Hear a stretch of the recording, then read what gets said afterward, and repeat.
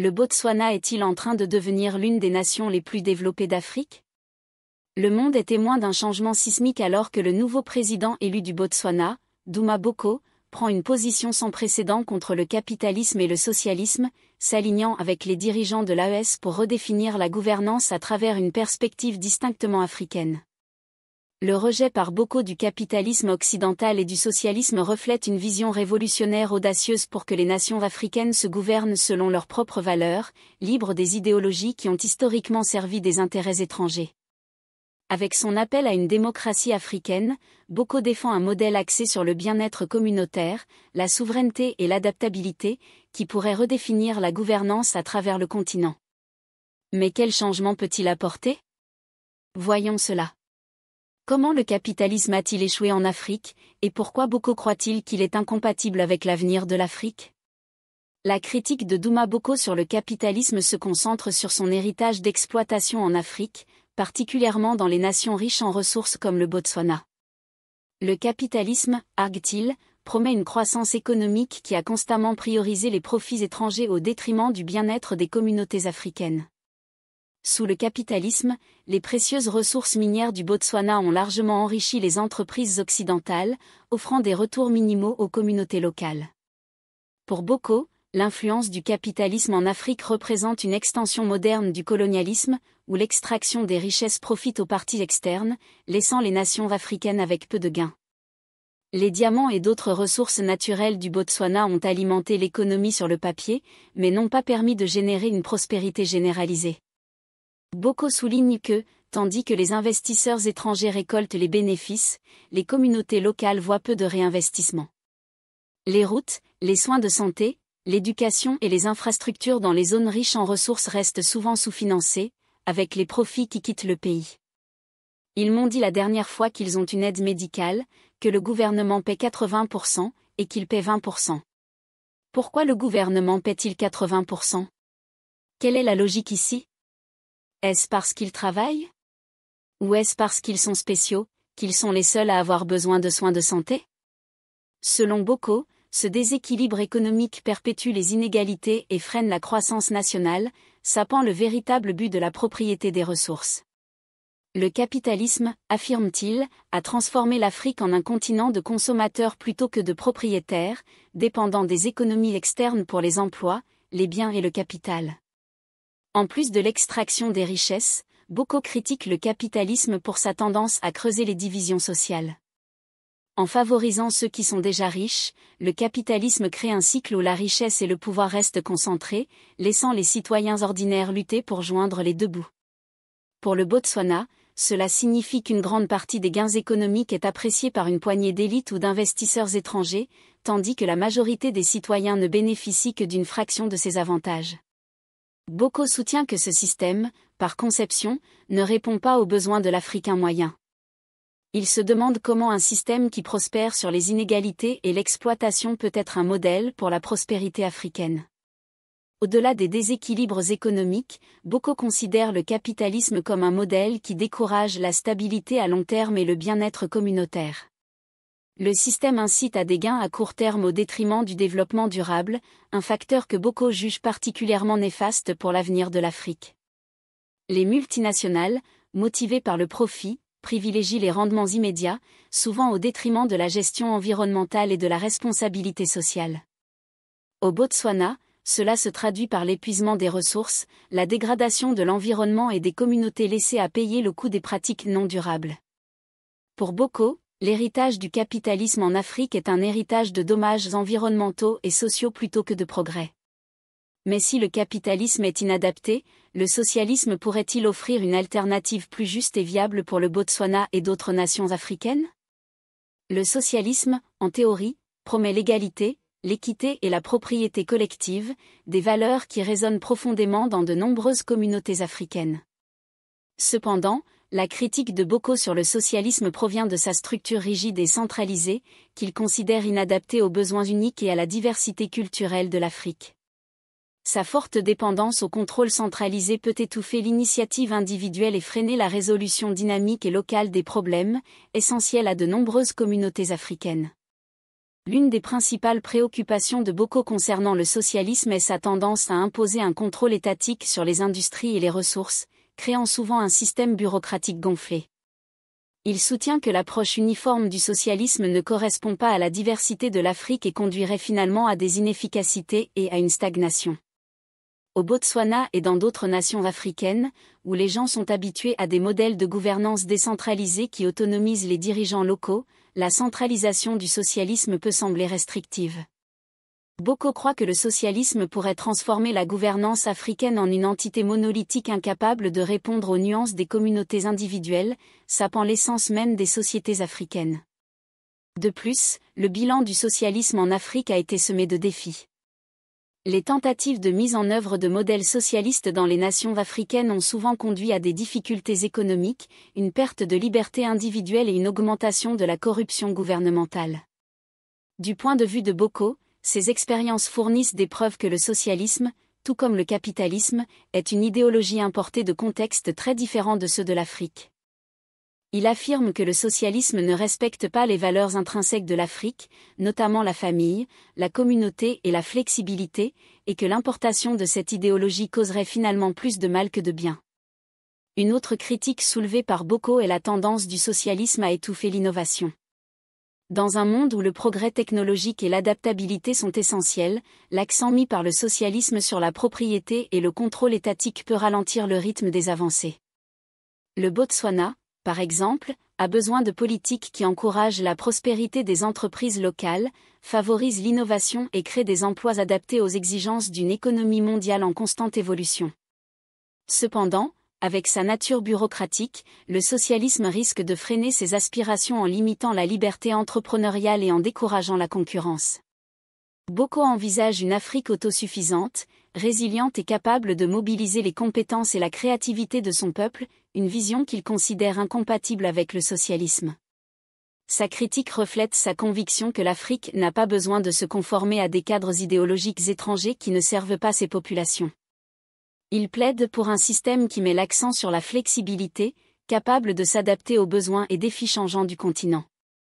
Pour lui, le socialisme reste une autre importation occidentale qui impose des idées rigides aux nations africaines, inhibant le développement d'un modèle de gouvernance qui reflète véritablement les valeurs et priorités de l'Afrique. Face à l'échec du capitalisme et du socialisme à répondre aux besoins de l'Afrique, Boko préconise un modèle alternatif, la démocratie africaine. Mais qu'est-ce que cela implique exactement ?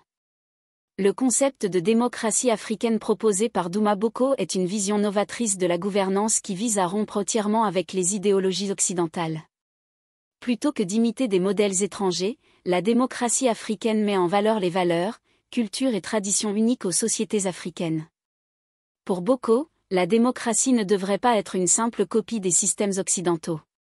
Elle doit être un cadre adaptable et évolutif qui priorise le bien-être des communautés africaines et respecte leur patrimoine. Cette vision ne prône pas l'isolationnisme, mais la création d'un système qui reflète authentiquement l'identité africaine. La démocratie africaine, telle que définie par Boko, repose sur 3 principes clés, le bien-être communautaire, la prise de décision partagée et l'adaptabilité. Contrairement au capitalisme, qui privilégie le profit, ou au socialisme, qui centralise le contrôle, la démocratie africaine met l'accent sur l'importance de donner du pouvoir aux communautés locales. Boko imagine une structure de gouvernance où les citoyens jouent un rôle actif dans les processus décisionnels et où les politiques sont conçues pour servir le peuple, et non l'inverse. Dans ce modèle, la démocratie est un système vivant et dynamique qui s'adapte aux besoins et aspirations des sociétés africaines. Un aspect central de la démocratie africaine est son orientation vers le bien-être collectif. Plutôt que de se concentrer uniquement sur des indicateurs économiques comme le PIB, ce modèle met en avant la qualité de vie et l'équité sociale. Boko croit qu'un gouvernement réussi garantit à chaque citoyen un accès aux ressources essentielles, à l'éducation, aux soins de santé, à l'eau potable et à la sécurité. Dans le cadre de la démocratie africaine, le gouvernement est tenu responsable non pas par des investisseurs étrangers ou des entreprises, mais par les populations qu'il sert. Cette approche axée sur la communauté reflète les valeurs profondément ancrées de soutien mutuel et de responsabilité collective présentes dans les cultures africaines. Une autre caractéristique de la démocratie africaine est son adaptabilité. Reconnaissant que les défis de l'Afrique évoluent constamment, Boko plaide pour un système capable de s'ajuster et de répondre aux circonstances changeantes. Contrairement aux cadres idéologiques rigides, la démocratie africaine encourage les dirigeants à adopter des politiques basées sur ce qui fonctionne pour leur peuple. Boko pense que l'histoire offre des orientations, mais pas des modèles fixes, et que la gouvernance africaine doit être prête à évoluer et à changer de cap si nécessaire. Cette approche permet aux nations africaines de rester résilientes face aux bouleversements mondiaux et de concevoir des solutions adaptées à leurs besoins spécifiques. Alors que la vision de Boko prend forme, il n'est pas seul dans cette démarche. L'Alliance AES, African Economic Sovereignty, de dirigeants africains partagent sa détermination à redéfinir la gouvernance pour l'Afrique, unie par un objectif commun d'autonomie économique et de souveraineté politique. Quel rôle joue l'Alliance AES dans le soutien à la souveraineté africaine, et pourquoi est-elle cruciale pour l'avenir du continent ? L'AES, l'Alliance pour la souveraineté économique africaine, qui regroupe des dirigeants de pays comme le Mali, le Niger, le Burkina Faso et maintenant le Botswana, représente un tournant monumental vers l'autodétermination économique et politique en Afrique. La décision récente de Douma Boko de rejoindre ses leaders renforce son engagement envers une vision de l'Afrique libérée de l'emprise historique des idéologies occidentales et des dépendances économiques. Pour l'Alliance AES, la souveraineté ne se limite pas à l'indépendance politique. C'est un mouvement multifacette englobant l'autonomie économique, la fierté culturelle et l'élaboration de politiques qui reflètent véritablement les besoins et les valeurs des populations africaines. L'alignement de Boko avec l'AES signale un front uni contre le capitalisme et le socialisme occidentaux, des idéologies qui ont traditionnellement dicté les structures de gouvernance et de développement à travers le continent. Un élément clé de l'Alliance AES est son accent sur la souveraineté économique. Les membres de l'AES, y compris Boko, soutiennent que le capitalisme occidental a essentiellement fonctionné comme une extension moderne du colonialisme, où les vastes ressources de l'Afrique sont exploitées au bénéfice des entités étrangères, au détriment des communautés locales. En réponse, les dirigeants de l'AES militent pour des politiques qui garantissent que les richesses naturelles de l'Afrique restent sur le continent, bénéficiant directement à ses populations. Cela implique d'établir des politiques commerciales, des stratégies de gestion des ressources et des systèmes financiers indépendants de l'influence occidentale. Dans le cas du Botswana, Boko imagine un système où les profits provenant de ressources comme les diamants sont réinvestis dans les infrastructures locales, les soins de santé et l'éducation, plutôt que siphonnés par des entreprises étrangères. En outre, l'Alliance AES vise à réduire la dépendance aux institutions financières occidentales, qui ont historiquement placé les nations africaines sous un fardeau de dettes écrasantes et de politiques économiques restrictives. En créant des structures économiques alternatives, les pays membres de l'AES espèrent renforcer leur résilience face à la volatilité des marchés mondiaux et permettre aux nations africaines d'opérer de manière indépendante. Cette alliance renforce la place de l'Afrique en tant que leader à part entière. Elle met en avant la conviction de Boko dans une démocratie africaine qui donne du pouvoir au peuple, célèbre l'héritage diversifié de l'Afrique et revendique son droit à l'autodétermination. Avec une alliance solide en place, la vision de Boko pour une démocratie africaine gagne en force et en élan. Cependant, une vision aussi transformative ne va pas sans défi. Quels obstacles Boko et l'Alliance AES doivent-ils surmonter pour faire de la démocratie africaine une réalité ? Malgré l'audace de la vision de Boko et la solidarité de l'Alliance AES, le chemin vers une démocratie africaine est semé de défis significatifs. La résistance vient à la fois de l'intérieur de l'Afrique et de l'étranger, les courtiers traditionnels du pouvoir, les investisseurs internationaux et les institutions établies remettant en question ou s'opposant carrément à ce changement. Pour Boko et ses alliés, ces défis illustrent la difficulté de créer un nouveau modèle de gouvernance tout en évoluant dans un monde toujours dominé par les intérêts économiques et politiques occidentaux. L'un des défis les plus pressants est la résistance potentielle des élites locales enracinées, qui ont bénéficié des systèmes actuels. Au Botswana et dans d'autres pays africains, des groupes influents ayant des liens étroits avec les entreprises occidentales peuvent percevoir la démocratie africaine prônée par Boko comme une menace pour leur pouvoir et leurs intérêts financiers. Ces élites ont souvent joué un rôle dans le maintien des systèmes favorisant les intérêts étrangers. Convaincre ces parties prenantes d'adopter un modèle de gouvernance qui donne la priorité aux communautés locales plutôt qu'au profit des entreprises est loin d'être une tâche facile. Par ailleurs, les investisseurs internationaux, habitués à récolter d'importants bénéfices grâce aux ressources africaines, sont susceptibles de s'opposer aux politiques de l'Alliance AES. Depuis des décennies, les richesses naturelles de l'Afrique, ses minéraux, son pétrole et ses produits agricoles ont quitté le continent pour contribuer à la prospérité des économies occidentales. La vision de souveraineté économique de l'AES perturbe cette dynamique, et les investisseurs occidentaux pourraient considérer ces politiques comme des menaces directes à leurs intérêts commerciaux.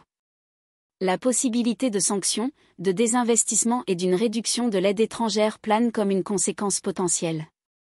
Boko est pleinement conscient des risques économiques impliqués, mais il reste imperturbable, croyant que les douleurs économiques à court terme valent l'objectif à long terme de l'indépendance africaine. Au-delà des pressions externes, Boko et l'Alliance AES doivent relever le défi monumental de remodeler la perception publique au sein de l'Afrique. Des générations d'Africains ont été éduqués dans des systèmes qui présentent souvent les modèles occidentaux comme l'apogée de la gouvernance. Pour beaucoup, le capitalisme et le socialisme sont perçus comme les seules options viables, tandis que les modèles africains sont marginalisés ou rejetés. Le défi de Boko est donc d'inspirer un changement culturel qui donne aux Africains le pouvoir de se voir comme les créateurs de leur avenir. L'éducation, les médias et les initiatives culturelles seront essentielles pour changer le récit et favoriser un sentiment de fierté et d'appropriation de la démocratie africaine. De plus, l'Alliance AES doit surmonter les obstacles logistiques liés à la construction de systèmes économiques alternatifs qui ne dépendent pas des institutions financières occidentales. Établir des banques africaines, créer des accords commerciaux régionaux et développer de nouveaux partenariats au sein du bloc BRIC sont des entreprises ambitieuses. Sans infrastructures significatives et coordination, la transition pourrait être difficile à maintenir. Boko et ses alliés sont engagés à relever ces défis, mais ils reconnaissent que les progrès nécessiteront de la patience, de la résilience et une collaboration étendue à travers le continent. Enfin, l'Alliance AES fait face au défi de maintenir l'unité parmi ses membres. Bien que Boko et les dirigeants du Mali, du Niger et du Burkina Faso partagent une vision de souveraineté économique, chaque pays fait face à des conditions politiques et économiques uniques. Assurer que l'AES reste une force cohésive capable de résister aux pressions internes et externes sera crucial pour le succès de l'Alliance. Boko comprend que la solidarité est la force de l'AES, et il s'engage à construire la confiance et la collaboration entre les nations africaines, historiquement divisées par les frontières coloniales et les pressions externes. Malgré ces défis redoutables, Boko et l'Alliance AES restent résolus dans leur mission de redéfinir la trajectoire de l'Afrique. Alors qu'ils continuent de défendre la démocratie africaine, ils offrent un plan directeur pour un continent déterminé à se lever selon ses propres termes. En résumé, l'élection de Duma Boko comme président du Botswana et son alliance avec les leaders de l'AES marque un moment charnière pour l'Afrique. En rejetant à la fois le capitalisme et le socialisme, Boko plaide pour une démocratie africaine, un modèle de gouvernance enraciné dans les valeurs, les besoins et les aspirations de l'Afrique. Sa vision, soutenue par la coalition AES, se dresse comme un défi audacieux à la domination historique des idéologies occidentales sur le continent. Bien que la route soit semée de résistances locales et internationales, l'engagement de Boko envers la souveraineté économique et la fierté culturelle résonne avec un nombre croissant d'Africains en quête de changement. Si elle réussit, l'Alliance AES pourrait remodeler le paysage politique africain, donnant aux nations le pouvoir de tracer leur propre chemin sans dépendre de l'approbation ou des ressources occidentales. La démocratie africaine de Boko n'est pas seulement un modèle politique, c'est un mouvement pour l'autodétermination, qui revendique l'avenir de l'Afrique et encourage d'autres nations à adopter des systèmes de gouvernance qui reflètent leur patrimoine. Alors que Boko et les leaders de l'AES avancent, leurs efforts envoient un message puissant: le moment est venu pour l'Afrique de diriger, décider et prospérer selon ses propres termes.